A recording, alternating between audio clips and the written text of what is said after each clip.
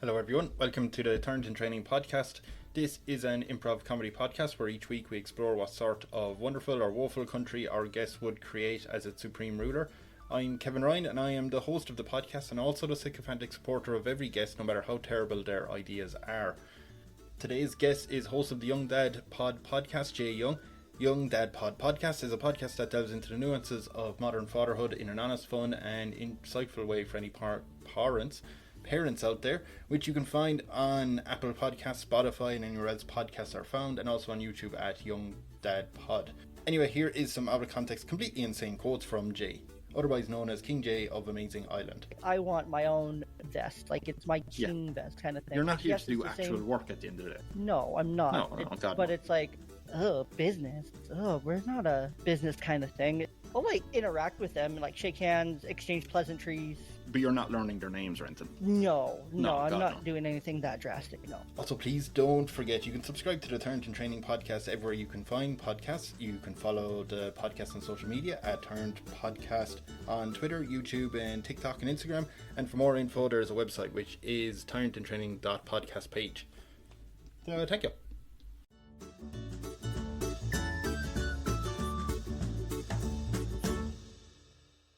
Hello, everyone.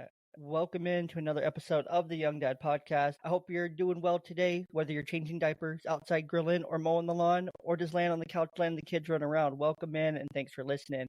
I'm your host, Jey, and today I am super excited to be joined by Kevin. Kevin's the host of the Tyrant Training podcast, and we're going to do some really fun stuff today. So I'm going to let Kevin take it away, and I guess steal the show a little bit. Yeah, that'll happen. Hello, everyone. Thank you for putting up with this. Jey, you are the host of the Young Dad podcast, right?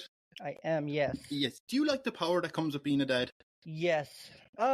Sometimes. It's with great power comes great responsibility in that essence. So do you think it doesn't have to though? Because if you really have great power, you can just pawn off the responsibility. You can hire people for that if you have enough power. If I had enough power, yes. If I had enough power, but then that would be like, well, wouldn't there be a money aspect of it too? Well, that's where the Tyrant Training podcast comes in, because even if you're a dad, you have to look after one person or more than one person, and you have to be responsible for them and have certain power over them. But if you're a tyrant, so if you're the ruler of a country, you're effectively the father or your leader of an entire population. So you can have total power over them, all the money if you want, and dive into it that way. I like this. Yeah, that would be, if I had all the power and I could just tell the children and everyone around me like what to do all the time, that would be fantastic.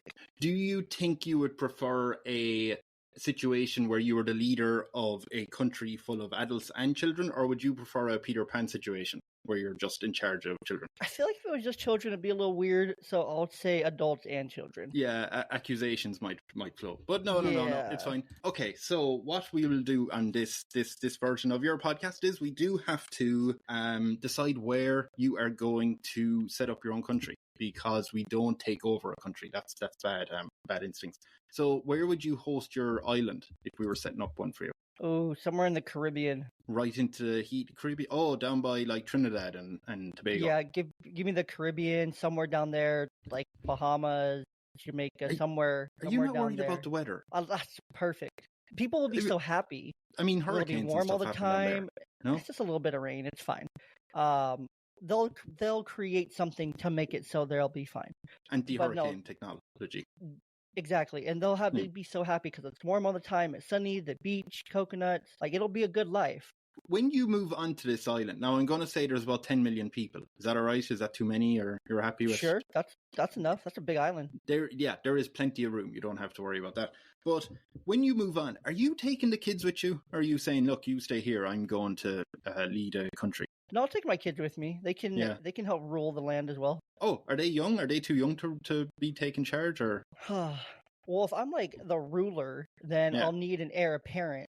So of course I have my wife, who would be second in command. Yeah. But then the children would be the next generation of leaders. So they got to get to know the land. They got to get to know the people so that they can figure out their ruling style, kind of like a Moana situation kind of thing. I'll get to this at the end, but at the start, do you have a plan that you're going to have just one heir, or are you going to have multiple heirs? Just one heir. I think it would be the firstborn child, and then If she doesn't want it, then it would go to the next born child. So. Oh, okay. Well, we'll come back to that. But what we'll do first is we have to decide what the name of your new country is going to be. Do you have any ideas, or you don't have a temptation to name it after yourself or your family name or anything like that? No, No. not really. No. Jamaica? No. No. No, I don't know. Gosh, I'd almost want to put it up, not leave it to the people, but there has to be something unique about the land to make it really capture the essence of like the land itself. So you imagine like it's a lush green land, right? It's not just barren desert. No, it's green, it's lush, you can live off of this island. Yeah. There's soil, it's been cultivated, it's rich in resources and abundant. Kind of thing. The people somehow they have cows and chickens, and so it's self-fulfilling. It's self-serving, things like that. Yeah, there's no issues with actually living here. No. You would never think of just going full on like Amaizing land, like just screw the. Like, I mean, some people might be like, oh, that's not very imaginative. You're like, you're not. It is what it is. It's amazing. Yeah. Amazing land. That works. Amazing island. Yeah, amazing island, right? Yeah, I like it. And like it also gives your people a bit of a boost anyway to say, where'd you live? Amazing island. Ooh, right? Exactly. If they go on holiday. Mm-hmm. Do you have any idea what your official title would be? My official title, I want to say king. You go for royalty? I want to say king because I want it to be like a legacy kind of thing. Yeah, so you'd have your prince and princess. Exactly. Yeah. Actually, I would just have princesses. Or princesses, yes. So you wouldn't go for emperor, no? Anything higher, No, emperor seems too harsh. I feel like that sets you too far away from the people. But king kind of gives you like a solid, like, people respect the king and the queen and like the royal family. But right. They also know that they're like set apart, but not as far apart kind of thing. You're thinking of it more like the modern kind of example of like the King of England, who like you'll go out and shake hands with the people. You won't hang out with them, but you'll shake hands with them. Exactly. Yeah, no, I wouldn't be caught dead hanging out with them on a Saturday night. But no, and you'll tell them that, right? Like they will know that. Yeah, they'll know. Like I will interact with you. I'll mingle. I'll go into town, kind of thing. Like I won't just send my servants, kind of thing. Yeah. But if you approach me, I'll take a picture. Let's just say it's modern. Yeah, I'll take a picture with you, or I'll shake hands, or kissing babies, things like that. So you'll kiss their babies, but you won't interact with them. I'll like interact with them, like shake hands, exchange pleasantries. But you're not learning their names or anything. No, I'm not doing anything that drastic. No. Yeah. No, that's too much. Okay. So you're King Jey is what they're calling you. Mm-hmm. Okay. Now, if people just use the initials and just call you KJ, is that okay? No, I want it to be King at least. Okay, so if you're out in the street and people are 5 feet away from you at all times, like you know, they know what to do. But you hear someone down the street saying, "Hey, KJ, are you unhappy? Are you?" I'm not. I'm thinking they're talking to like their buddy whose initials are KJ, and that's who they're talking to. Oh, they're looking up, pointing at you, saying, "KJ, you, leader of the country, KJ, hello." Oh yeah, no, I'm walking right past them or driving right past them, and I'm not even giving them the time of day, kind of thing. Oh, okay, but you're not punishing them for calling you KJ. No, I'm just ignoring them. The punishment is me ignoring them and just going on. They would be crushed by that, actually. Yeah. Exactly. Yeah, and then they would wonder why. They'd be like, "Oh, I tried calling him KJ," and then they would have a friend who knows. They're like, "Oh yeah, the king he doesn't respond to that, so that's why he ignored you." Yeah, he doesn't like that. Okay. All right. So we have to figure out. We have Amaizing Island and King Jey. So, Are you allowing, with the 10 million people on the island, are you allowing them to vote for anything? So what I want to just propose to you is, do you want to have a Senate with 100 senators who can look after the everyday boring parts of running the country? Or do you just want an inner circle? There's no voting for them. You pick 10 people to help run your country. I think I would want a cabinet of well-established people. So maybe I feel like 10, if we're thinking 10 million, I think that's 10 people, so that's a million people per representative. or per person in the inner circle. We could have like 100 senators or 100 people part of the cabinet. That's too many. 11? That's too many. That's 100 senators too many. That's too many. Okay.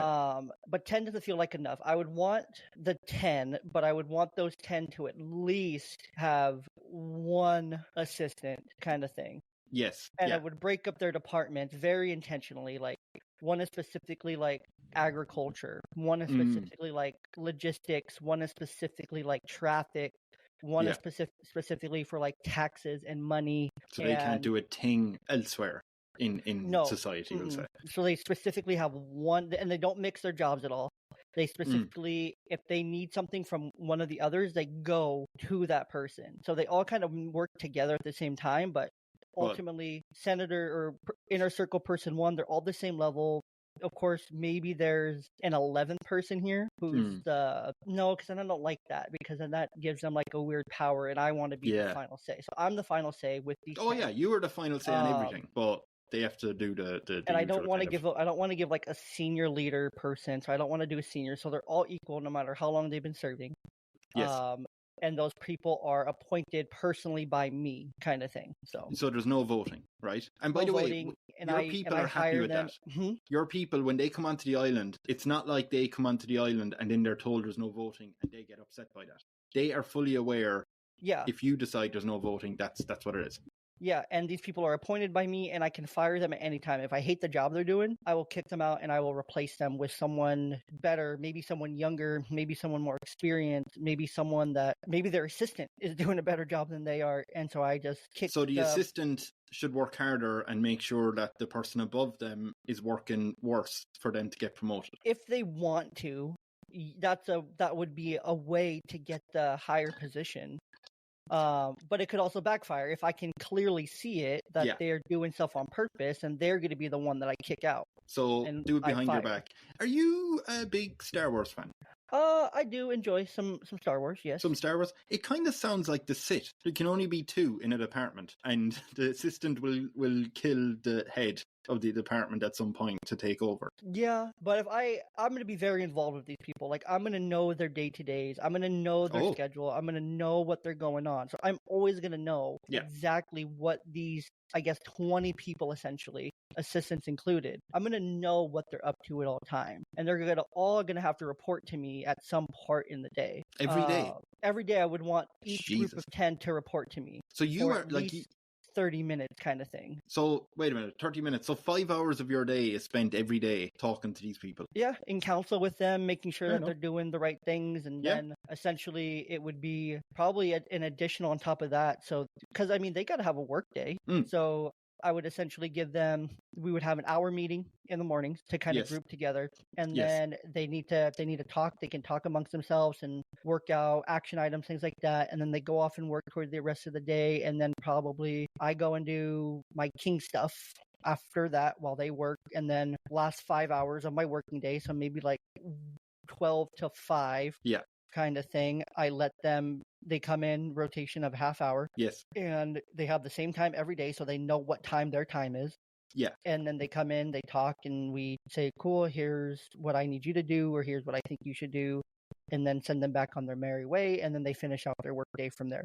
And then you can be done by 5 o'clock. You'll be up the door. Then I get Are you? So I was going to ask, what type of home you're going to live in, because I take it then you're going to go into the office and work from there. You're not working from home. I would say the office is on the grounds of my home. So when you say on the grounds, this is a big home you're going to live in. This is a mansion. Oh, is it? It's a big plot of land. Now, if I am correct in remembering, because I brought this up more than once, the biggest palace in the world is 2 million acres, and it's in Brunei. That's too big. Slightly too big? Yeah, probably like 100 acres kind of thing, where I have like a very sufficient farm, some animals, because I'm going to want chickens, I'm going to want a pool, I'm going to want a pool house, my own home, maybe like some luxury items, like maybe not luxury items, but like fun stuff for the kids to do, maybe their own playground, batting cage, courts, things like that, all sorts of sports have like a sports stuff. complex kind of thing for myself and for the family. and then I'll have like my home, and then I'll have like a recreational area for like maybe like badminton or like a fire pit or like volleyball or something, like a real recreational area to when I have like if I ever have like my one of my 10 advisors over for dinner kind of thing. Yes. And I have them over, I invite them over with their assistant, and we have dinner. We can hang out outside in this little recreational area. Maybe there's like a little bar, and then from there, so that's like my home, like my homestead, my homeland kind of thing. Yeah. Obviously it's not my homestead. I'm not taking care of the chickens. I'm not taking care of No, you have people for that. the agriculture on my land. They're taking care of it. Actually, I probably would still take care of my chickens because they would be like my chickens kind of thing. Or my dogs. I would have like a dog pen kind of thing. And then probably off my land, I would probably drive, let's say, a mile. Maybe there's a mile separating it, but then there's my main, like, not headquarters, because that feels like the wrong word, but maybe like lair. I don't like lair, but like my main like office of operations kind of thing. Yes, yeah. To where I operate, to where these 10 come every day. So it's like there are 20 parking spots, secured. It's armed, of course. It's gated off to where I have to go through a gate to get in.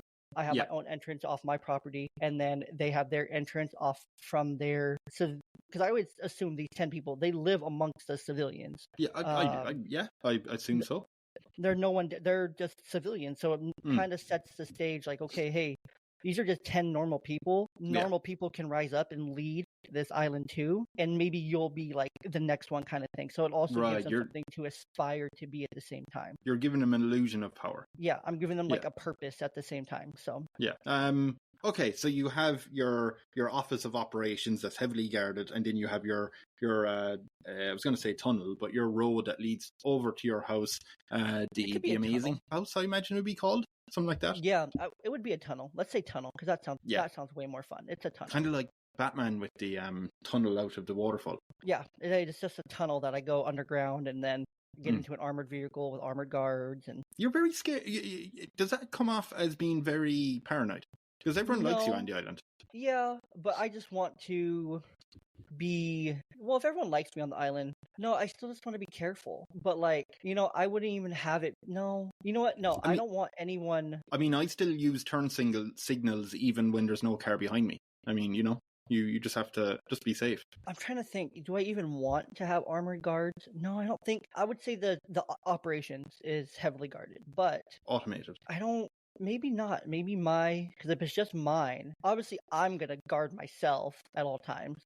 With a gun or something, like I'll keep on myself. So you have a gun in your hand at all times? Not in my hand, but like on me. Okay, on just your for like security, just in case, kind of thing. Yes. To protect myself, because I don't want to be like caught with my pants down kind of thing and be like in a comparable position kind of thing. So if I do have an armored guard, like car or someone driving me, like an armed security, probably just one person, if they try to do something, they know they can't do something because I also have something on me too. Right. Okay. So, and are they armed as well though? Or do they have to like go get their gun? I would because they might have a quick hand. Yeah, I would say security that drives does not have it. Yeah. So they don't have it. They don't have it on them. They have it in some sort of box or something they have to go get. Yeah, like we're not allowed, like I wouldn't allow them to have it in the car since that's a comparable position for me. Yeah, yeah. I'm allowed to keep mine, obviously, because I make the rules, but they're not allowed to have theirs in the car, in the tunnel. Yeah. And so before they get in the car, I would set up probably like a screening point for them. Right, okay. To where they walk through, and then if it screens, then we're in trouble. If you're clean, you're clean kind of thing. Double check the car. Yeah. Maybe the car has its own screening thing that it goes to.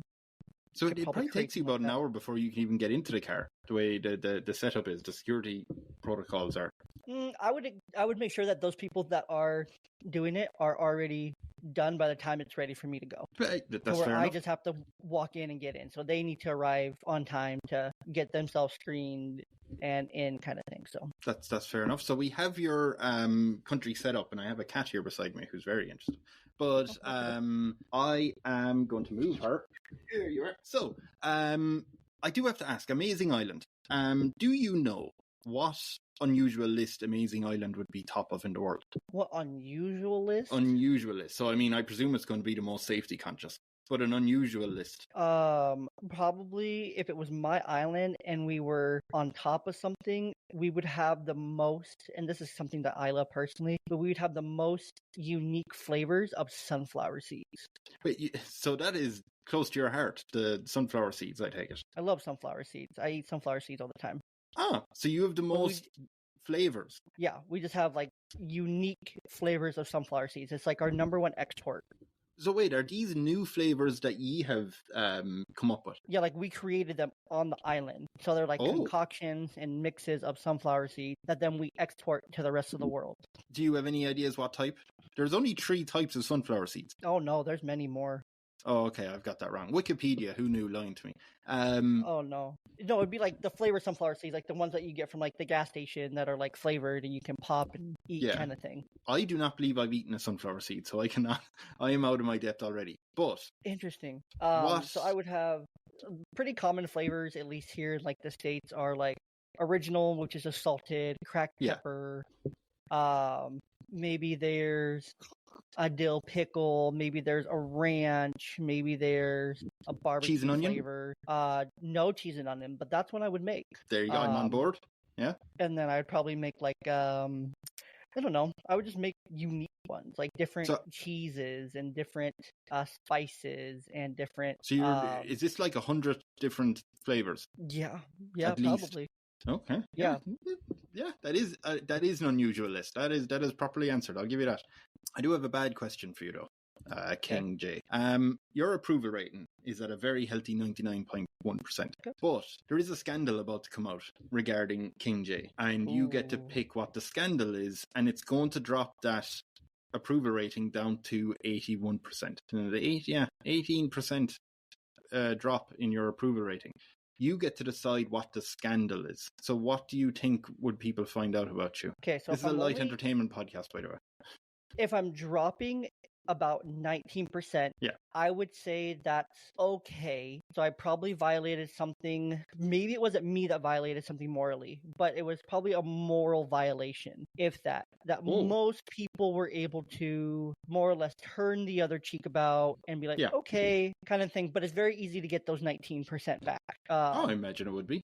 And so this isn't something that, what's the first idea that came to mind here? Was that it was a scandal involving my cabinet. The 10 of them? Not all 10 of them, maybe 2 or 3 that were like well-respected, well-known, long time sitting on the cabinet. Yes. They got caught for something that got over my head, got around me, but I got out in front of it before it got out, and I lost these approvers because I decided to fire these people and kind of hush it up and replace them and move in a different direction. And I just spun it away. That was like, they didn't align with me value-wise. I know they were some of your people's people and longtime members, people who were well respected, but it was just time for them to move on. I know you're not going to like this, but it is what it is. It came down to a business decision, and I feel like if people heard that, then that's something they would be able to forgive a little bit more. But some people would take like a knee-jerk kind of business, we're not a business kind of thing, and they wouldn't really get it because that's not their position to get. So then they would lose their approval. But in time, once these new people get into positions and things like that, and then maybe, I don't know, once I'm back up into the 90s in a couple years, then I release a more full story, comprehensive, like op-ed kind of journal kind of thing on what happened and approve of like a story being written. So I would have like a writer who would write the story. Maybe bring in like a private investigator kind of crew to really vet this, get all the details after it was already brought. I think I would always have a private team. I don't know what it's called here in the States. But I can't remember. Not propaganda, but I would always have like a private, like a special counsel. I think I would have a special counsel that only I know about. That is just my people. They just look like normal, like security members, maybe just staffers or things like that around my office area. But they're like my private team that are always checking and just out and in the community around these 10. And they're like my special private, like security. They're looking for investigators, always making sure like they're there and watching kind of what's going on. So you have people out there, a secret sort of army, watching people. Yeah, like a secret service that are just watching my 10. So then... Oh, just the 10. Yeah, so let's say some of them slipped. One of them... So I think what would happen is a couple of those slipped, or these cabinet members that I did end up firing, they caught on to it. They paid them off or something, because these 10 are well-paid positions. Yeah. A lot of work, so they're well-paid. They caught on to them.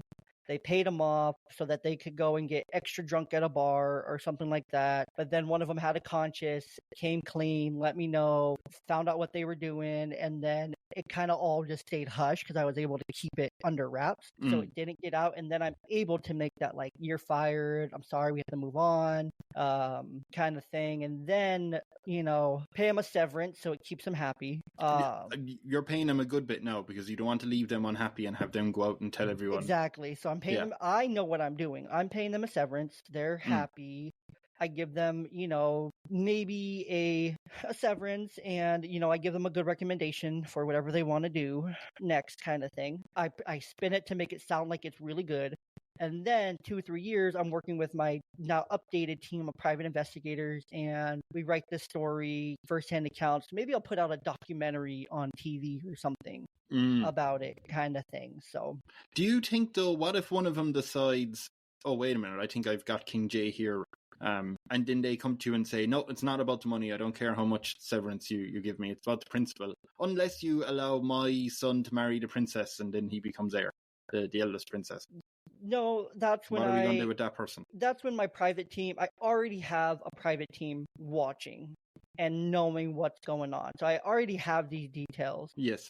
And if they try to blackmail me, I'm not above it to blackmail them back. Oh. And say, hey, I have the details. I know what happened. Yeah. I will ruin your reputation. Or if it's my island and the people know, like, if you cross me, you're off the island.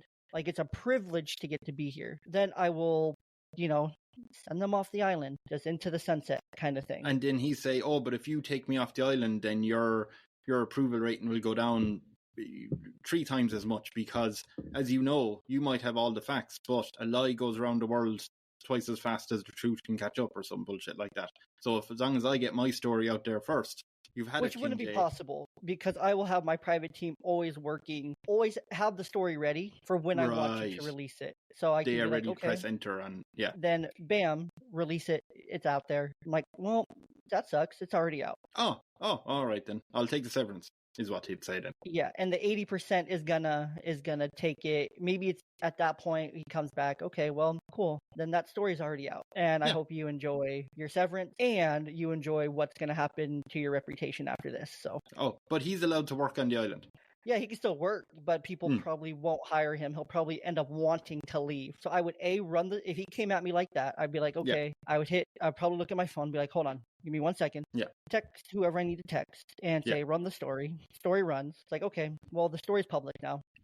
Yeah. And you have 2 choices. You can stay and take your severance and leave my office, or you can leave my office and enjoy dealing with it. So he's still allowed to work. He's still allowed to try to find things, but his reputation is going to be so bad. He's going to end up wanting to leave regardless. So. Oh, okay. Yeah, nice. So you've destroyed that man's life, but gave him money, the severance, so he won't start after that. Essentially, I tried to help him, and then he didn't want it, and he tried to come at me, and so I went at him. I think that's fair enough, I'm going to come at you harder, and I'm going to destroy you. You just defended yourself at the end of the day. What? Yeah.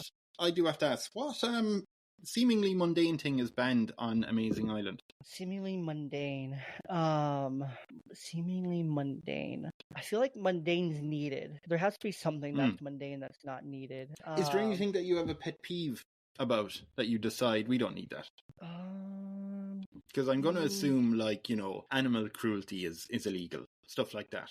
But, yeah, that stuff's going to be illegal, obviously. I would say, like, one of the most mundane things that I just can't stand is just wait. Like, when you make an appointment, you show up for the appointment, and then you have to wait. So that's illegal. Past your appointment time. So if you show up at a dentist at 3:00 and the dentist isn't there, that's illegal. No, so the dentist will be there, but if you have to wait past your scheduled appointment time for your appointment to start, that's not going to happen. So Right. services are always going to be available. If you have an appointment, like it's always, if you walk in, that's one thing. That doesn't count.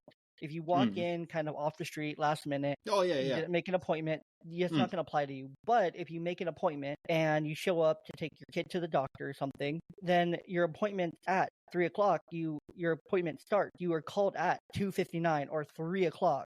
And your appointment starts at 3:00. There's no waiting. Now, unless it's voluntary. What happens if a doctor or dentist or whoever, it's 5 minutes past 3, and the patient is still waiting, and then the doctor comes out going, "Yeah, come on in. Sorry, I went to the toilet there at a There's always cigarette break." there would be a +1 in all these like areas. So it's at a dentist, there's an extra nurse or someone, there's an extra dentist, there's an extra doctor, there's an extra person in these areas that are needed. So the only thing is, because the place is so efficient, that extra doctor hasn't worked in months, because they never had to have jumped in. So they actually were asleep in the back room at 2 minutes past 3 when the other doctor was actually busy.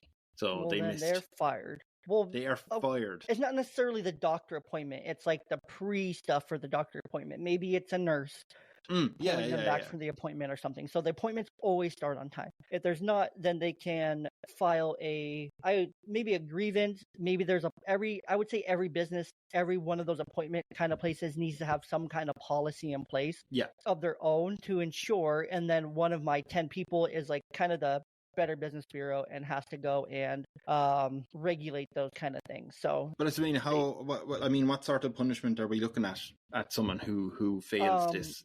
First offense would probably be a fine. If it's happening over and over again, then it's time for you to shut down and try something else, do something else kind of thing. Maybe go and work for the business that is kind of on the borderline, maybe combined with the same business in the same field and combine and double up your staff and try to make it right. So neither one of you lose your business, neither one of you lose your sense of income. So. Oh, okay. But if they keep going at it, we're not kicking them off the island. We'll just make them lose their job, lose their license. Just have them lose their job, and so then they have to really figure it out and kind of thing. So 3 strikes, it would be we're shutting you down. 2 strikes, you need to figure it out. So very good. Okay. I do have a question to ask about you, because you're I guess your 10 secret army people will come to you and ask, listen, we want to create a new documentary about King Jey. We want people. The approval rating is going up. It's at 88% right now, but it's on the way up. We want to give it a bit of a boost, past to 90%. We're creating a documentary about you, but we want to know from King Jey, what fantastical facts can we tell the people about you? And we can make this up. We don't have to, it's propaganda after all. I wouldn't even tell them to do a documentary. Honestly. Do a series. I wouldn't want that. I wouldn't want them to do that. I would say that's a terrible idea. Oh. I would say if I wanted to shoot up all of a sudden, let's go and do some speaking engagements. Let's go and get out onto the island and let's go and get in front of people. Are you sure you want to talk to the people? That doesn't seem to be your vibe, No, I'm not talking to them, but I'm talking like at them. You shout at them. Thing. Yeah. Not shouting at them, but I'm like giving like a speech or something. Maybe it's like speeches, or maybe there's a holiday coming up that I'm going to go and give a longer form speech for, kind of like a raw kind of speech, and then like New Year's. Maybe just do maybe some New Year's, some raw kind of speeches. Maybe make a couple just very shallow promises that are easy to keep, but that get the people fired up, kind of thing. Oh, like what? Is there 3 there you have? I don't know, just something to incentivize them to get them back up. Brighter tomorrow. Brighter tomorrow. Maybe we'll work harder to. Depends on what the current problem is, but some kind of like shallow solution that sounds like really good when you hear it, but it's really just super basic. Freedom, sunnier future, and your children will be happy. Maybe it's like I promise to put in, $100,000 into the elementary schools on the west side of the island, kind of thing. Or I promise to put in, I know the roads down the freeway. You guys have been expressing the last few months that there's some potholes. They're pretty poor, yeah. We'll fix those potholes. We'll start construction tomorrow on the potholes, kind of thing. Do you want to go down Do you want to go down and we can take a picture with you with a shovel, a golden shovel? Exactly. So I would go down to that road with the construction crew. We won't be The near the next crew day, though. no, they'll be there No. in the background kind of thing, looking and Yeah. smiling and thumbs up, like they're so excited, like, look, you king, kind of doing the thing. I'll Yeah. put a vest on, and I'll still have like my suit clothes on, but I'll put a vest on, like a construction vest and a hard hat, and stage like I'm pouring something with my photographer, and then okay, we'll guys, frame this nicely. Fill the potholes for the next 10 miles, and have it done by the end of the week, kind of thing. There is something I want to bring up while you're doing this little photo op. I don't know how you feel about this. You have on your vest and your construction hat and your shovel and everything.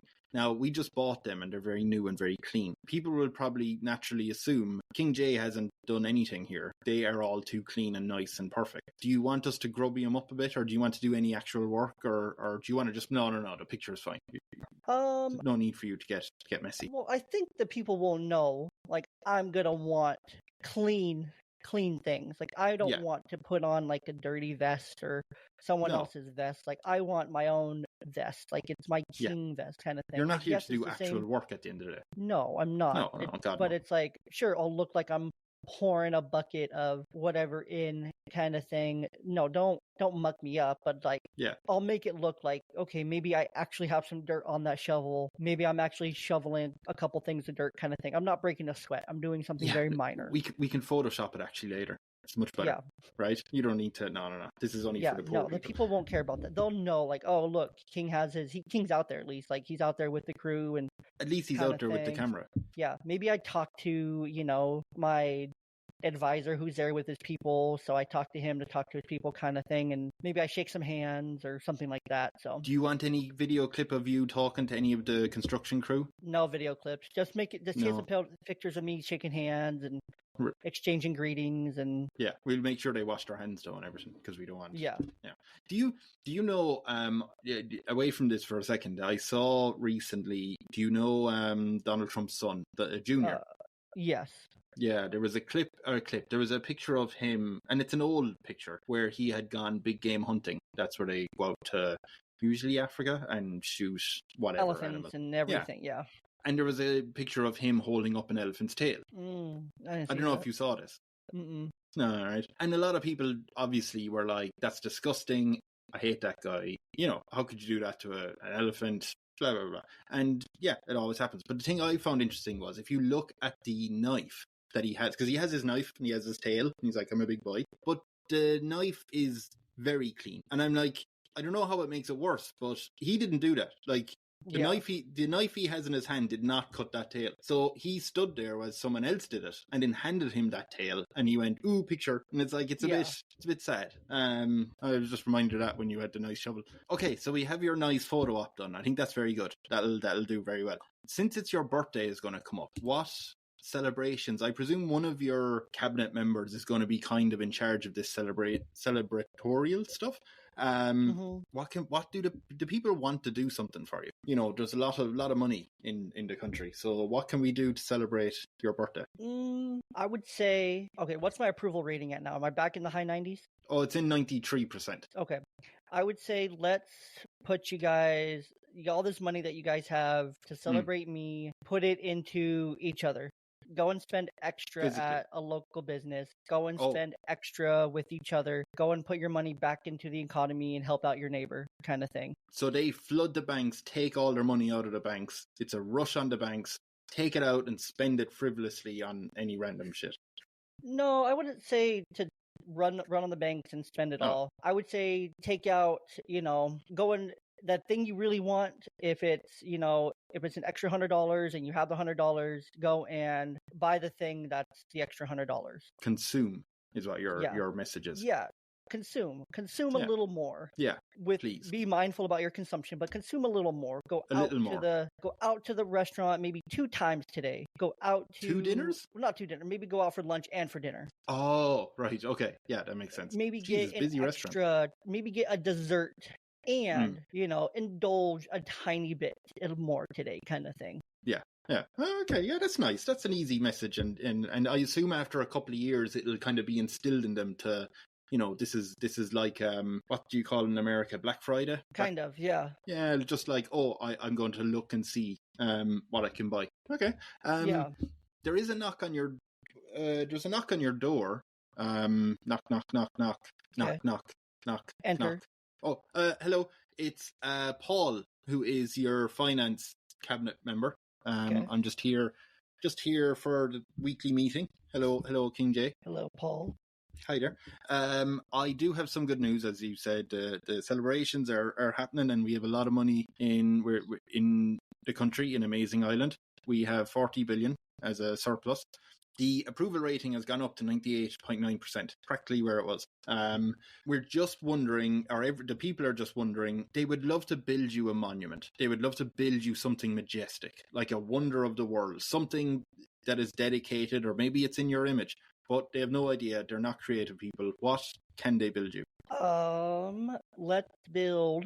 This is more for them than you, of course. I'm assuming we have some open land kind of thing. Oh, we have enough room. Yeah. Okay. We have plenty of room. Let's build the biggest and best and most fun amusement park, water park. Let's build the most entertaining venue there is, all encompassing. Let's build a stadium with an amusement park, with a water park, with a stadium and an entertainment value all combined under one. Yeah. So something that lasts for a long time, and we'll bring in once a 2-3 times a year, once a quarter, we'll bring in the best entertainers around the world to perform Taylor at this Swift venue. Is in. Yeah, Taylor's in, Eminem's in. Let's bring in the best entertainers in the world to you can get here. WrestleMania in sometime. WrestleMania, yeah, we'll bring WrestleMania in. Like, we'll bring the best entertainment in the world here once a quarter for you guys.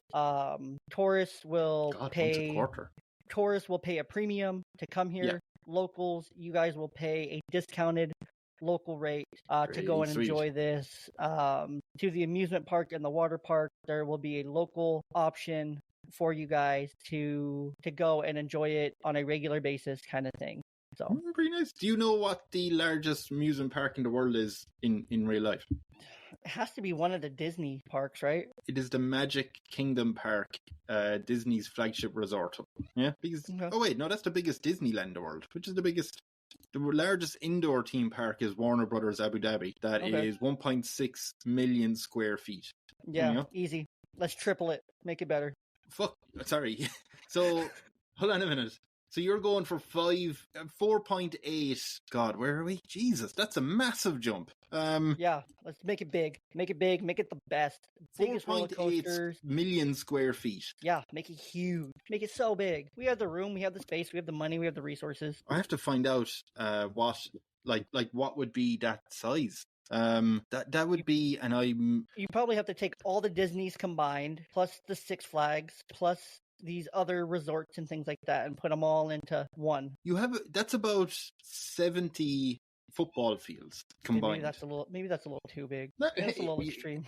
Do you know what? You don't want everything cramped. You don't want everything. If it's going to be so big, you want space. Yeah, I want it to maybe not 70 football fields. Maybe make it 20-25 football fields big, kind of thing. Okay, yeah, we'll say 25 just to make sure it's bigger than everything else. Yeah, right? So we have plenty of space for the venue, plenty of space for water attractions, plenty of space for land attractions. Maybe there's a circus tent as well. You're going to have to think about train stations and metros to get around and everything. Yeah, all that's in there too, of course. Like, that's the logistics person. That's the cabinet's job to figure out. But that's what I want them to build. Paul is on that.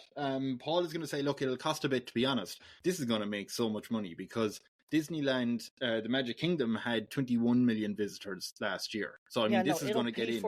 It'll pay for itself it'll pay for itself in 10 years. Yeah. Top. So maybe could cost between 10 and 15 billion, but don't worry, we have the money.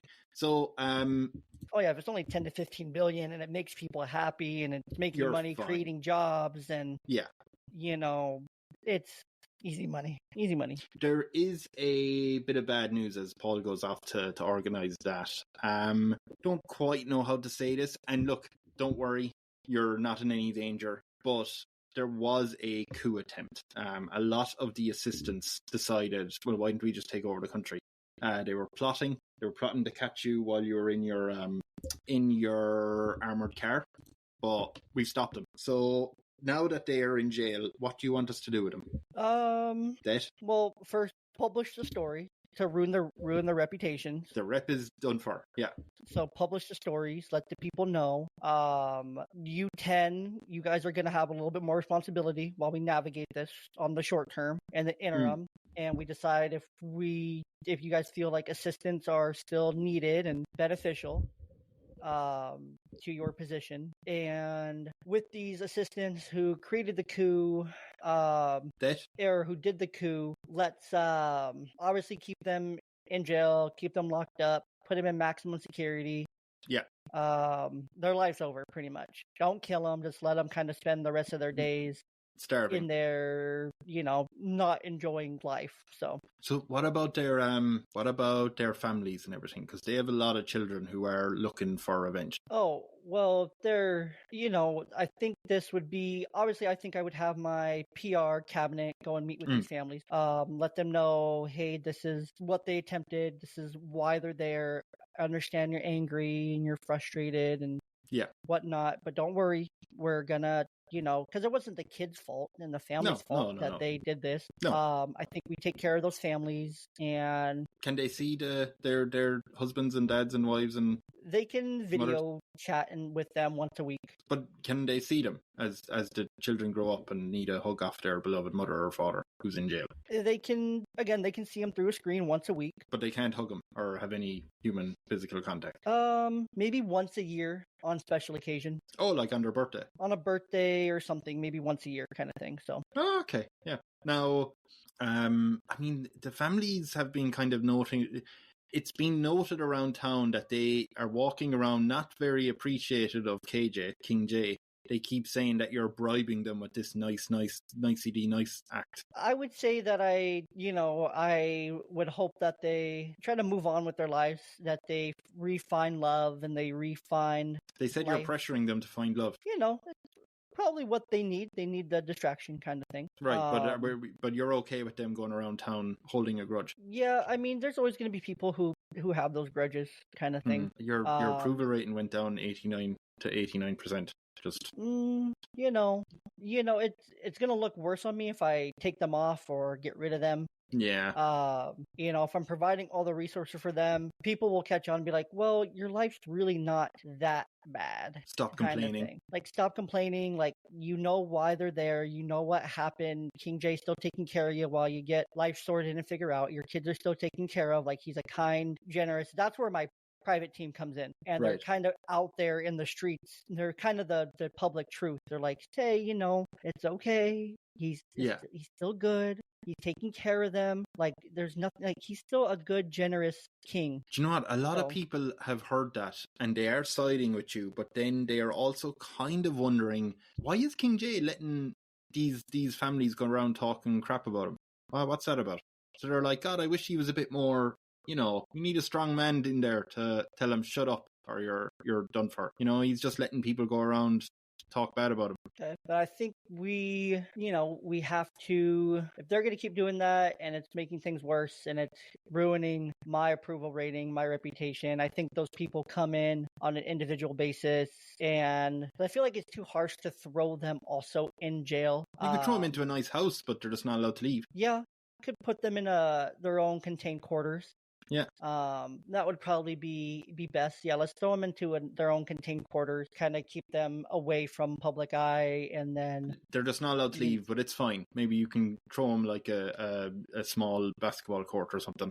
Yeah, recreation. I wouldn't give them any access to internet or computers or phones or anything. Toilets? They can have toilets, yeah. Oh, okay, yeah. But no electronics, no internet, no way to communicate, really. So no, like, PlayStation? They can't even play, FIFA 2004. They can, like, let's give them old PlayStations, like ones that didn't have internet, where it's just like the game and the disc. Let's give them those old gaming consoles, things like that. So they still have PS1. Stuff to do. Yeah. The PS1 had plenty of games. I'd love to play Siphon Filter again. Okay, there's a knock on your door again. Knock, knock, knock, knock. Who is it this time? Hello, it's Paul. I'm here. It's 3:00. It's my meeting. Hi, Paul. What's up, Paul? Hi there. Sorry. I just letting you know. Now, as you know, I have a holiday booked, so this will be a quick meeting. Okay. I'm going to Prague for 7 weeks. Thanks for the holiday. Just let you know that you're thank you, because your Amaizing park is open. It's finished. It's done. Fantastic. Thank you.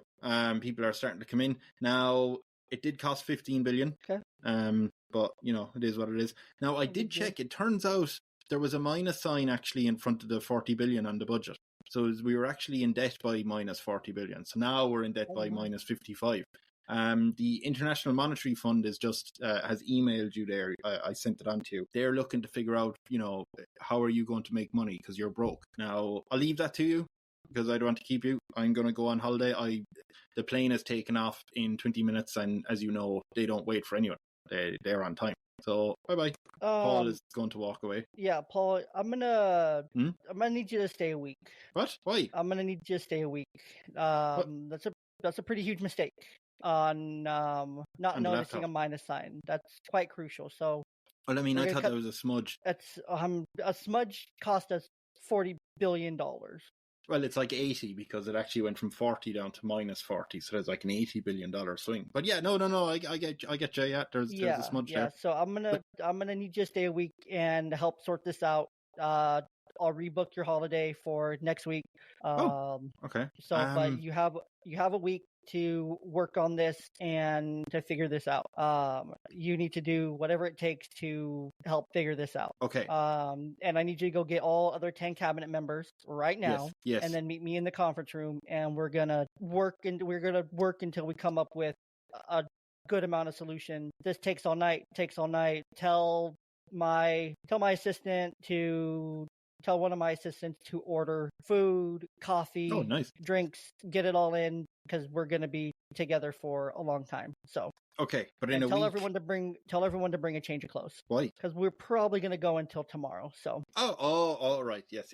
We'll get your clothes. We can use the showers over there in the main office. So okay, but you're going to book Paul's flight next week. Yes, I'll book your flight next week, contingently if we get this sorted out and going in the right direction come next week. Okay, as long as I get my 7 weeks holidays, to be honest, I'm happy with that. You'll get it. It may be broken up where you get 5 this time and 2 later. No, so I can't do that. That's no. You can. I don't like a 2 weeks holiday, especially if you're traveling from here to Prague. I mean, you're going to be tired for a lot of it. Okay. Well, that's a you thing. That's not a me thing. So. But can I have the 7 weeks once we get this done? We'll discuss it at that time. Okay. So as we go into the meetings, I mean, do you have any ideas yourself what you do to start making money? I appreciate you can't make 55 billion in one go, but what would you tell the IMF? Look, we're going to make money this way over time. Now we at least have the park open. We have entertainment coming in. We have tourism coming in. So that's an easy, revenue stream that you didn't have. Big revenue that we have coming in. That's boosting local business, tourism. Every family, let's say families of 4 come in. Every time they come in, this is like a $10,000, $15,000 vacation every time they come in. Because it's a destination, the venue, the entertainment, the everything. They're spending about $10,000, and let's multiply that by, let's say we can hold, I don't know. If it says 21 million in Disneyland last year, easy. Double that. 40. We can hold 40 million in a year, 50 million in a year. They're spending 10,000, 50 million times 10,000. That's 5 billion. Billion? Right? I think it's billion. So it's 5 billion a year. Easy there. Plus, we'll export a higher amount of seeds. That'll bring us in an extra revenue stream. You can make a documentary about the park. You can, you know what I mean? That'll get in some money. Let's make a documentary about the park. Call up Netflix. Call up Hulu. Okay, cool. Netflix wants to do it for 25 million. God, Netflix will throw money at any. There's 100 million. You can nearly Netflix say. will throw 100 million. Get Adam Sandler on it. The park has enough space. Let's create our own movies and shows within the park, kind of thing. And film studio. Mm-hmm. Yeah, let's use it as a film studio. On off hours or different parts for filming different things. So that'll bring in revenue. If you get someone like the Kingdom of Saudi Arabia to do some sort of giant music tour like Live Aid going at the same time, they'll throw $1 billion at that. They have the WWE going over there and they're giving them billions. So so let's bring in all those big entertainers. They'll want to come here. They already have been calling. So that puts us back up, 5. We're looking at 10 now. So the park's almost paid for in the first year. Let's just say the park the park pays for itself in the first year. So 15 billion, we make that money back first year. We're good. Now we're at 40. Entertainment, let's say that covers the next 10. Now we're 30. In fairness, we'll increase our exports Cool. That's going to take us up to minus 20. And the other 20, okay, what else can we export? Oh, we have an abundance of, I don't know, what's an island? Coconuts and bananas and fruit. Yeah, I don't think you have to in a year clear 55 billion. But I think the IMF, if they see, wow, he's cleared 50% of that debt in 1 year, let's let him keep going. I think we can clear that debt, 50% of it in the first year, and then after that, we'll clear the other 50% over the next 3 years, and then within 4 years we'll be back up and we'll be in the net positive again, flourishing once again. So if we're saying that in 1 year you clear 27.5 billion, 6 months into it, you get a knock on your door. Knock, knock, knock, knock, knock. Hello. Knock, knock. Enter. They're on the other side of the door. They can't hear you. Knock, knock. Get in the door. Opens door. Oh, hello. It's Paul again. Sorry. Oh, Paul, always you. Hi. So as you know, it's 6 months now, and our plan is working perfectly. Welcome back from holiday. Oh, well, I went on my 5-week one. Okay. I'm tired. I needed extra 2 weeks. Now, I will say we're 6 months into this, so we have 14 billion made back already. We'll make the rest of it during the year. I've just noticed it wasn't a minus sign; it was a plus sign. These goddamn glasses. It was a plus sign, so we were 40 billion. So now we have 54 billion. Paul, I'm gonna stop you right there. Yeah. Go take 4 weeks in Prague. Oh. Enjoy your home. You're fired. What? What do you mean enjoy my home? Enjoy your home in Prague. I know you have an extra home there. No, I don't. Who told you that? Paul, I'm not stupid. Come on, Paul. Anyways, Paul, Paul, go enjoy your home. Take your family. The financial department will reach out to you to talk severance with you by week's end while you're over there. Make sure they have your phone number. They'll reach out to you. Paul, thank you for all your work. You've been an amazing member of this cabinet. Why are you firing Paul? You're fired. Why are you firing him? This is just me now. I'm not Paul there for a second. But why are you firing Paul? He's all over the place. He's inconsistent. But he just built you the finest amusement entertainment. And I thank him for that. And he's going to get a very nice severance. Oh, how much? At the end of it. But if he made us go through all that stress and he's still complaining and he's still saying, I only got 5 weeks. I'm tired, blah, blah, blah, blah, blah, blah. And he's like, it was actually a plus and it was actually a minus. And we go back and forth like that. So now we're actually plus, I don't know, $50+ billion. Oh, yeah. Kind of thing. Yeah.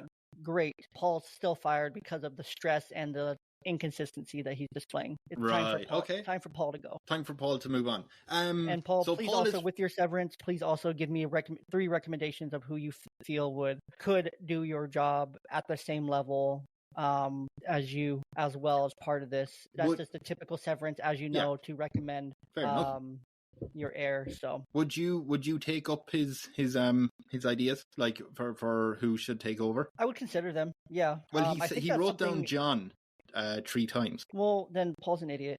He was just like, John is the guy. John knows. John probably in cahoots with him in some way. Then that's too. Well, see, it is John, but he actually did mean to write down Joan and Jane. See, it's just more reason.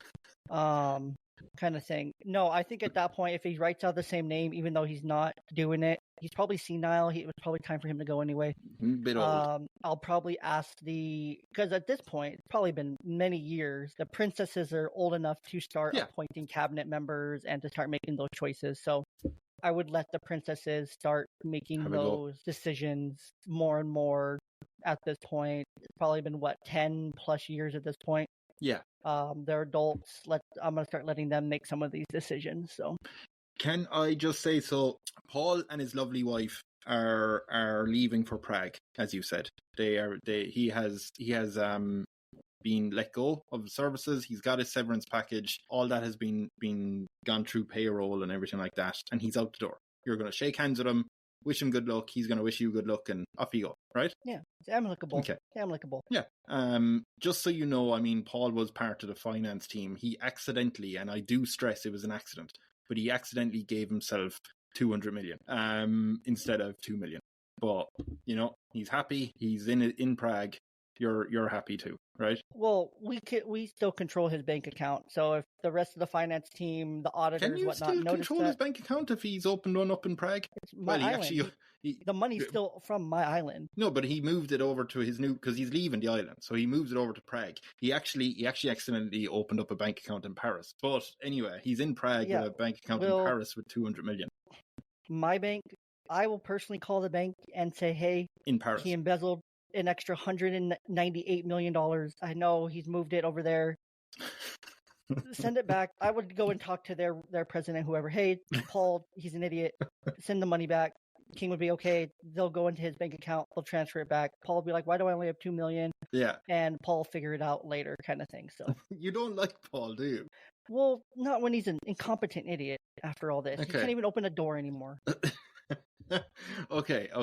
So as you forcefully take money away from Paul, and seemingly threaten France that if they don't, you're not going to be happy with it. But they will. They'll give you the money back. I do have to ask, at some point, this stressful job is probably going to take a toll, and you will have to figure out who your heir is. You said it's going to be the oldest princess. Mm-hmm. Yeah, as long as she's showing, signs that she's ready. I'll do it until she's ready, and if she doesn't show that she can do it, then it would be the younger princess to take over that.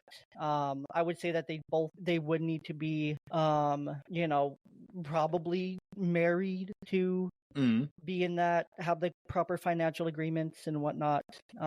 Now, the oldest princess, so I don't have the name for her, but we'll say the oldest princess, she did put down on a interview who her favorite political figure was. Paul. Now, is that okay? I would probably question her. But I mean, granted, she probably has known Paul her entire life. Yeah. At this point. Let's say Paul was an original cabinet member. He was there from the beginning. Paul's a longtime friend, very close. Seen the princess grow up, things like that. So it's understandable that she would find a liking to him, kind of thing. So, but the same as how you have been there since the beginning with Paul. He's a close personal friend. Yeah, that's why I let him go reasonably and made it with $2 simple million. And black. Yeah, with $2 million, that's a lot of money still. Yeah. Okay, so you are going to announce that your eldest daughter, princess, is the new king, or I guess queen of Amaizing Island, right? I would say she's because I'm going to rule till I die, kind of thing. And then there will be a ceremony and things like that. But I would say it's going to be, I don't know, I don't want to make it a competition between them, but I would say it's kind of open for both of them to show that they will start making more of those decisions. They'll be out in the community more. So we'll see who starts to get more of those approval ratings and gets more of that, the people behind them, and can make those decisions at a higher level. I will say that a lot of times the guests on this show usually announce an heir and then they go away, or they retire and they live their life in retirement happy.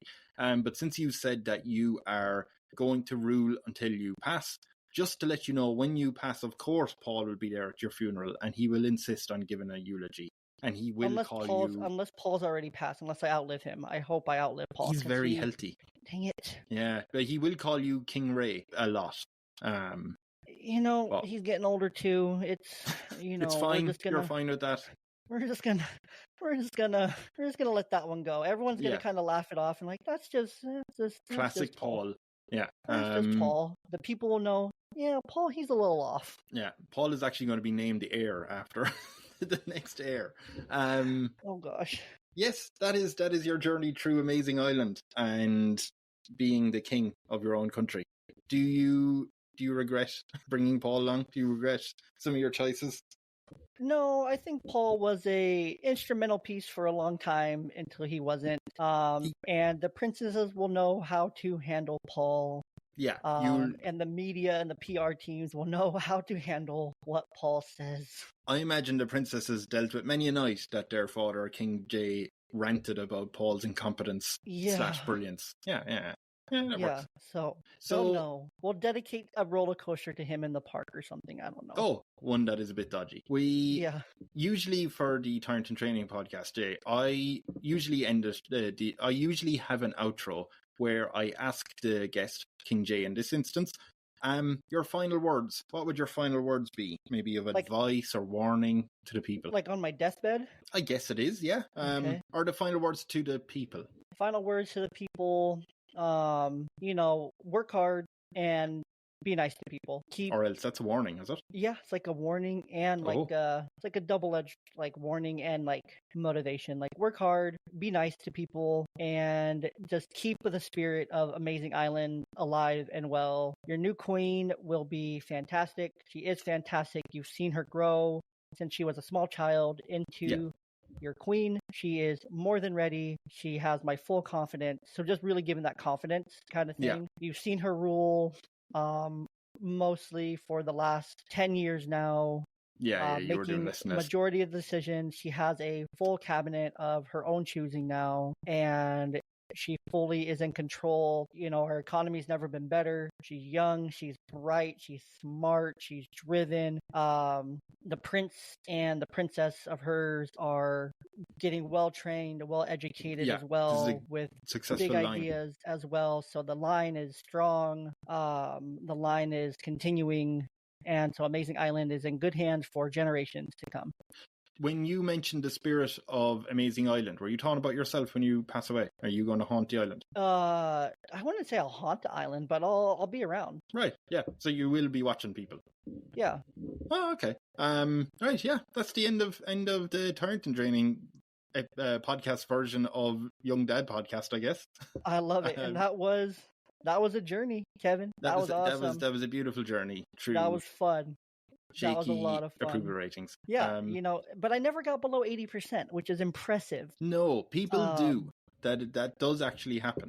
Yeah, that was impressive. I liked how you managed. You came up with I like how you were always I suppose what's the word? You were always mindful of people's perceptions, whether it was through ruining reputations with the people, that way they couldn't get you, or for some reason assuming that people would want to kill you, so you have to be very safety conscious, or dealing with that scandal and then creating a photo op for yourself. Yeah, you gotta do the things to appease the people. People are simple-minded creatures that you need to stay away from.